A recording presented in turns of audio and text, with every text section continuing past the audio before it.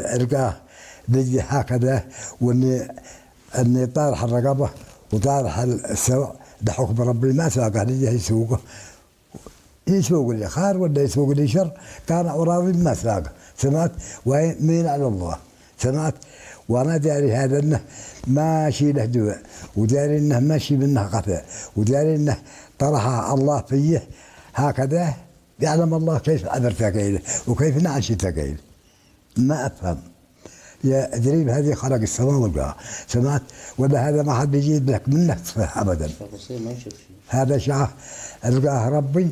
ولا معنا خبر بتفسيره كيف هو قايل ولا حد يقدر يفسره. لم يقم الأبناء الأرض أو يقعدها لحدوث ما لم يكن في الحسبان أو حتى في الخيال، لكن اقتناعهم برؤيا والدهم وتحققها سارت في قبيل المسلم به، ما دام هذا الشيء الغريب ليس له عوارض جانبية تستدعي الحيطة منه. خذينا فترة طويلة ما عالجنا ولا لأن قلنا خلاص طالما يعني الرؤية هذه تحققت ما فيش داعي لطبيب ولا نروح إلا فيما بعد كانت عندي أنا خشية أنا وأخواني وقلنا بنشوف أشهد الظاهرة وأشهد الحاجة، وعندما وصلنا قال لنا أطباء كثيرين مش واحد ولا أربعة قالوا هذا ما منه ضرر على الشيبة وما فيش داعي يعني لا تسوي له عملية ولا حاجة.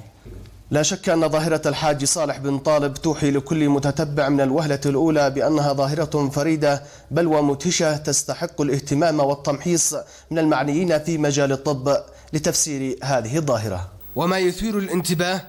إلى أن الحاج صالح بن طالب لديه إيمان راسخ أنه لن يقدر أحد على كشف خبايا هذا القرن رغم اعتراضه أو حتى تقبله لفكرة فحصه مهما يكن طالما أنه لا يؤثر عليه.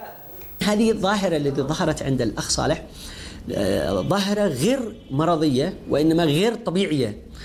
يعني إنما خلل وظيفي. الخلل الوظيفي هو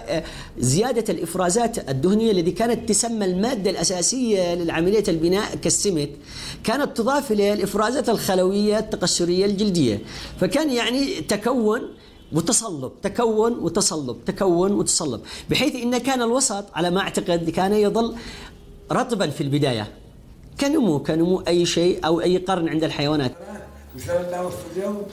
هناك أسئلة كثيرة ما تزال تبحث عن تفسير حول قرن ذي القرن، ولعل الإجابة مرهونة بخضوع الحاج صالح بن طالب